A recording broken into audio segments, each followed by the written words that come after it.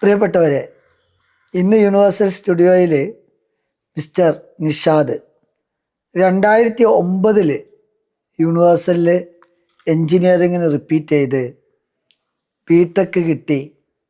കൊച്ചി ശാസ്ത്ര സാങ്കേതിക സർവകലാശാലയിൽ ബിടെക് ട്രിപ്പിൾ എൻജിനീയറിങ് പാസ്സായി. ശേഷം കേരളത്തിൽ കുറച്ച് കാലം ഇലക്ട്രിസിറ്റിയിലൊക്കെ വർക്ക് ചെയ്ത് കുറച്ച് എക്സ്പീരിയൻസൊക്കെ ആക്കി. ആ എക്സ്പീരിയൻസിന് ബേസ് ചെയ്ത് പുള്ളി ഗൾഫിൽ പോയി. അങ്ങനെ അവിടെ ഷാർജ ഇലക്ട്രിസിറ്റി ആൻഡ് വാട്ടർ അതോറിറ്റിയിൽ എൻജിനീയറായിട്ട് വർക്ക് ചെയ്തുകൊണ്ടിരിക്കുന്നു. നല്ല സേവന വേതന വ്യവസ്ഥകളോടെയാണ് വർക്ക് ചെയ്യുന്നത്. യൂണിവേഴ്സലിൽ പഠിച്ച് ബിടെക് നേടിയ ഒരുപാട് കുട്ടികൾ ഇതുപോലെ മിഡിൽ ഈസ്റ്റിൽ വർക്ക് ചെയ്യുന്നുണ്ട്, നല്ല നല്ല പോസ്റ്റുകളിൽ. അതിലൊരു വിദ്യാർത്ഥിയാണ് നിഷാദ്. നിഷാദ് വളരെ വർഷങ്ങൾക്ക് ശേഷം ഇന്ന് യൂണിവേഴ്സലിൽ എത്തിയതാണ്. നിങ്ങളുമായി അനുഭവങ്ങൾ പങ്കുവെക്കാൻ വേണ്ടി സ്റ്റുഡിയോയിൽ വന്നതാണ്. നിഷാദിനെ നിങ്ങൾ കാണുക, കേൾക്കുക. അപ്പോൾ നിഷാദ് 2009 പഠിച്ചാണ് യൂണിവേഴ്സലിൽ. ഓക്കെ, എങ്ങനെയൊക്കെ അന്ന് ഏതൊക്കെ എൻട്രൻസ് എഴുതി, ഏതൊക്കെ എൻട്രൻസാണ് കിട്ടി, എവിടെ ജോയിൻ ചെയ്ത്, എങ്ങനെയാണ് അതിൻ്റെ ഒരു ഇതിവൃത്തം? ഞാൻ 2009 എൻട്രൻസ് എഴുതുന്നത്. ആ സമയത്ത് ഇവിടെ 2008 വന്ന് അഡ്മിഷൻ എടുത്തിട്ട് 9 എൻട്രൻസ് എഴുതുകയാണ് ചെയ്തത്. ഞാൻ 2 എൻട്രൻസ് ക്ലിയർ ചെയ്തിരുന്നു. ഇവിടെ ഹോസ്റ്റലിൽ ഞാൻ ഹോസ്റ്റലിൽ ഉണ്ടായിരുന്നു. അങ്ങനെ ഞാൻ ഓൾ ഇന്ത്യ ബേസിൽ കുസാറ്റിലും കിട്ടി. അതുപോലെ കേരള എൻട്രൻസിലും മെറിറ്റിൽ കിട്ടിയിട്ടുണ്ടായിരുന്നു. കണ്ണൂർ യൂണിവേഴ്സിറ്റിയിൽ അഡ്മിഷൻ കിട്ടിയിരുന്നു, അതുപോലെ കുസാറ്റിലും കിട്ടി. പിന്നീട് ഞാനത് കമ്പയർ ചെയ്ത് നോക്കിയപ്പോൾ കുസാറ്റ് എനിക്ക് കുറച്ചും കൂടി ബെറ്റർ ആയി തോന്നി. അങ്ങനെ ഞാൻ കുസാറ്റിൽ BTech in electrical and electronics എഞ്ചിനീയറിംഗിൽ അഡ്മിഷൻ എടുക്കുകയാണ് ചെയ്തത്. മെയിൻ സെൻറ്ററിലായിരുന്നോ അതോ പിന്നെ ഇവിടെ? അതെ, മെയിൻ കോളേജിലായിട്ടാണ്, തൃക്കാക്കര സെൻറ്ററിലായിരുന്നു അഡ്മിഷൻ എടുത്തത്. അപ്പോൾ അത് പാസ്സായി. അത് കഴിഞ്ഞിട്ട് പിന്നെ എന്താ ചെയ്ത്? അത് പാസ്സായി, ഇലക്ട്രിക്കൽ ആൻഡ് ഇലക്ട്രോണിക്സ് എഞ്ചിനീയറിംഗ് പാസ്സായി. എന്നിട്ട് ഞാൻ KICBയിൽ ജോയിൻ ചെയ്യുക ചെയ്തത്. KICB PSC റാങ്ക് ലിസ്റ്റിൽ ഉണ്ടായിരുന്നു. പിന്നെ അതിൽ കുറച്ച് കാലം ഇവിടെ വർക്ക് ചെയ്തു. ഈ ഒരു യൂട്ടിലിറ്റിയിലെ എക്സ്പീരിയൻസ് വെച്ചിട്ട് ഞാൻ ഗൾഫിൽ സാധ്യതകൾ നോക്കി. അങ്ങനെ Sharjah electricity and water authority എന്ന് പറയുന്ന എന്ന് പറയുന്ന ഷാർജ ഇലക്ട്രിസിറ്റി ആൻഡ് വാട്ടർ അതോറിറ്റിയിൽ ഇലക്ട്രിക്കൽ എഞ്ചിനീയറായിട്ട് ജോബ് കിട്ടി. പിന്നീട് അങ്ങോട്ട് മാറുകയാണ് ഉണ്ടായത്. ഓക്കെ, അപ്പോൾ കുടുംബമൊക്കെ ഇപ്പോൾ അവിടെയാണുള്ളത്? ഇപ്പോൾ ഫാമിലി അവിടെ ഉള്ളത്. എനിക്കൊരു മോനും ഉണ്ട്. മോനും അവിടെ സ്കൂളിൽ KGയിലാണ് ഇപ്പോൾ. ഈ എന്നാ നാട്ടിലെത്തിയത്? ഞാനൊരു 5 days ആയിട്ടുള്ളൂ ഇപ്പോൾ നാട്ടിലെത്തിയിട്ട്. തിരിച്ച് താമസിയാതെ തന്നെ പോകും? അതെ, ഞാൻ 2 weeksനായിട്ടാണ് ഇപ്പോൾ വന്നിട്ടുള്ളത്. നമ്മൾ യൂണിവേഴ്സലിലെ പഠിച്ച ഒരുപാട് കുട്ടികൾ യൂണിവേഴ്സലിലെ പൂർവ്വ വിദ്യാർത്ഥികളെ കാണാറുണ്ടോ? എനിക്ക് എന്തെന്ന് വെച്ചാൽ വർക്ക് എന്ന് പറയുന്നത് സൈറ്റ് വർക്കാണ്. അപ്പോൾ നമ്മൾ ഇലക്ട്രിസിറ്റി ആയ കാരണം എല്ലാ സ്ഥലത്തും ഇലക്ട്രിസിറ്റി ഉണ്ടല്ലോ.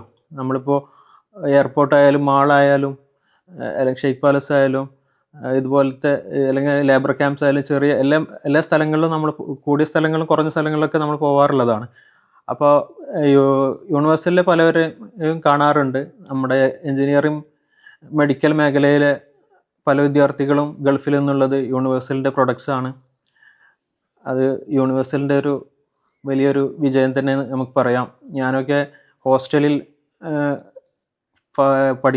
പഠിച്ചിട്ട് എക്സാം എഴുതുന്നതിന് മുന്നേ AF വരാറുണ്ടായിരുന്നു. അദ്ദേഹത്തിൻ്റെ മോട്ടിവേഷൻ കിട്ടുന്ന പല വാക്കുകളും ഇപ്പോഴും നമുക്ക് ചില റിട്ടൺ എക്സാം അല്ലെങ്കിൽ പോലും പല സിറ്റുവേഷനിലൊക്കെ വളരെ യൂസ്ഫുൾ ആയിട്ട് ഇപ്പോഴും എനിക്ക് തോന്നാറുണ്ട്. ജീവിതത്തിൻ്റെ പല മേഖലകളിലും ഇവിടുന്ന് കിട്ടിയ ട്രെയിനിങ്ങോ അനുഭവങ്ങളോ എക്സ്പീരിയൻസ് ഒക്കെ ഉപകാരമാകുന്നുണ്ട് അല്ലേ? തീർച്ചയായിട്ടും ഉപകാരമായിട്ടുണ്ട്. ഓക്കെ. അപ്പോൾ പിന്നെ ഇപ്പോൾ പഠിക്കുന്ന കുട്ടികളോട് പ്രത്യേകിച്ച് ഇപ്പോൾ ഈ കീം വരാൻ പോവാണ്, ജെയ്മെയിൻ സെക്കൻഡ് സെഷൻ വരാൻ പോവാണ്.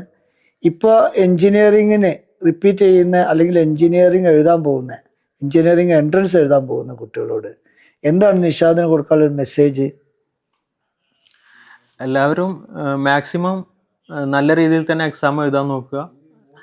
മാക്സിമം നമ്മൾ ഇപ്പം തന്നെ ടൈം അധികം വേസ്റ്റ് ചെയ്യാതെ നമ്മൾ പ്രീവിയസ് ക്വസ്റ്റ്യൻ പേപ്പേഴ്സൊക്കെ എടുത്തിട്ട് പ്രാക്ടീസ് ചെയ്തുകൊണ്ടേ ഇരിക്കുക. പിന്നെ അധികം ടെൻഷൻ ഫ്രീ ആയിട്ട് പോയിട്ട് എഴുതുക. യൂണിവേഴ്സിലെ എഫ് സാർ ആയാലും പിന്നെ ഇവിടുത്തെ സ്റ്റാഫ് ആയാലും ടീച്ചേഴ്സ് ആയാലും ഒക്കെ നല്ല രീതിയിലുള്ളൊരു ഗൈഡൻസ് കൊടുക്കാറുണ്ട്. അത് കൃത്യമായിട്ട് അവരെ വാക്കുകൾ ശ്രദ്ധിക്കുക, നന്നായിട്ട് എക്സാം എഴുതുക. നമ്മൾ ക്യാമ്പസിൽ അഡ്മിഷൻ കിട്ടിക്കഴിഞ്ഞാൽ തന്നെ നമ്മൾ ഒരുവിധം ഫ്രീ ആയി കഴിഞ്ഞു. അപ്പോൾ ആ ഒരു ചാൻസ് നമ്മൾ മാക്സിമം നല്ല രീതിയിൽ യൂട്ടിലൈസ് ചെയ്യുക. ഈ ടൈം നമ്മൾ മാക്സിമം നല്ല കോളേജിൽ അഡ്മിഷൻ കിട്ടാൻ, നല്ലൊരു കോഴ്സിന് അഡ്മിഷൻ കിട്ടാനായിട്ട് ഫോക്കസ് ചെയ്യുക. അതായത് ഇപ്പോൾ കുട്ടികളെ ഏറ്റവും വലിയൊരു പ്രശ്നം എന്താണെന്ന് ചോദിച്ചു കഴിഞ്ഞാൽ ആ ഒരു ഐഡൻറ്റിറ്റി ക്രൈസിസ് ആണ്. കിട്ടുമോ കിട്ടൂലേ എന്നുള്ള ഒരു ഒരു ഒരു ഒരു ഒരു ഒരു ഭയം, അല്ലെങ്കിൽ കിട്ടൂലേ എന്നുള്ളൊരു പേടി. അപ്പോൾ കുട്ടികൾക്ക് നല്ല ഒരു ഭാവി എൻജിനീയറിങ്ങിലൂടെ ഉണ്ട് എന്നുള്ളതിൽ നിങ്ങൾക്ക് ഉറപ്പാണല്ലോ, പ്രത്യേകിച്ച് നിങ്ങൾ എൻജിനീയറായിട്ട് വർക്ക് ചെയ്യുമ്പോൾ. എന്താണ് ഇപ്പോഴത്തെ ഈ മാറിയ കാലഘട്ടത്തിൽ എൻജിനീയറിങ്ങിൻ്റെ ഒരു ഭാവി? ഇവരൊക്കെ ഇതോടെ എഴുതിയിട്ട് കാര്യമുണ്ടോ? എന്താണ് എൻജിനീയറിങ് കൊണ്ട് അവർക്ക് ഗുണം കിട്ടുമോ കിട്ടൂല? എന്താ നിങ്ങളുടെ അഭിപ്രായം? എൻജിനീയറിങ്ങിന് ഇപ്പോഴും സാധ്യതകളുണ്ട്. നമ്മൾ ചിലവരൊക്കെ കുറേ എൻജിനീയേഴ്സ് ഉണ്ട്, അങ്ങനെ ഉണ്ട് എന്നൊക്കെ പറയുന്നുണ്ടെങ്കിലും നമ്മൾ നല്ല രീതിയിൽ പഠിക്കുകയാണെങ്കിൽ, നമുക്ക് നല്ല ക്യാമ്പസിൽ നിന്ന് പഠിച്ചിറങ്ങാൻ പറ്റുന്നുണ്ടെങ്കിൽ തീർച്ചയായിട്ടും സാധ്യതകളുണ്ട്. ഇപ്പോഴും എല്ലാ മൾട്ടിനാഷണൽ കമ്പനീസും അല്ലെങ്കിൽ എല്ലാ ടോപ്പ് കമ്പനീസും എപ്പോഴും എൻജിനീയേഴ്സിനെയാണ് എടുക്കുന്നത്. അവർക്കൊക്കെ നല്ല ഒരു ഫെസിലിറ്റീസും അലവൻസൊക്കെ കൊടുക്കുന്നുണ്ട്. അപ്പോൾ സാധ്യത എപ്പോഴും ഉണ്ട്. പിന്നെ നമ്മൾ സാധ്യത ഇല്ല എന്ന് പറയുന്നത് നമ്മളെ അറിവ് ഗ്രഹിക്കുന്നിടത്ത് കുറവ് വരുത്തുമ്പോഴൊക്കെയാണ് അതിൻ്റെ സാധ്യത. അപ്പോൾ നമ്മൾ നന്നായി പാസ് ഔട്ട് പഠിച്ചില്ലെങ്കിൽ കുറേ സപ്ലി ആയിട്ട് വന്നിട്ടുണ്ടാവും. അപ്പോൾ അത് സാധ്യമില്ല എന്ന് പറയുന്നതിൽ ശരിയില്ല.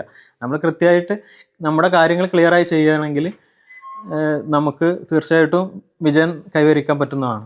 അതായത് ഏറ്റവും നല്ല പ്രീമിയർ ഇൻസ്റ്റിറ്റ്യൂട്ടിൽ പഠിക്കുക, നന്നായി പഠിക്കുക അല്ലേ?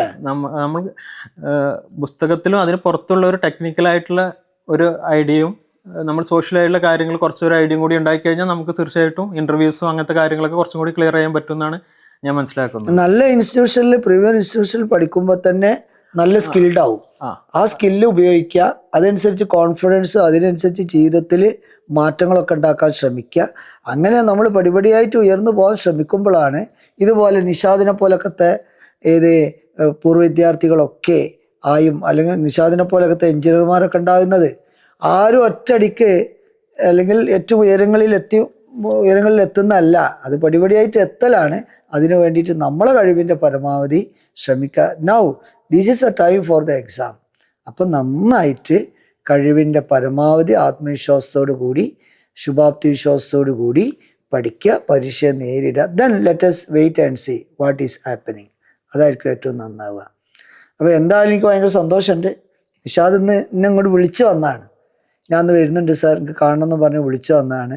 അപ്പം നിഷാദ് ഇന്ന് ഇവിടെ വന്ന് സ്റ്റുഡിയോയിൽ വന്ന് നിങ്ങളുമായി അനുഭവങ്ങൾ പങ്കുവച്ചതിൽ ഒരുപാട് സന്തോഷമുണ്ട്. ആ ഒരു താങ്ക്സും സന്തോഷമൊക്കെ അറിയിക്കുകയാണ്.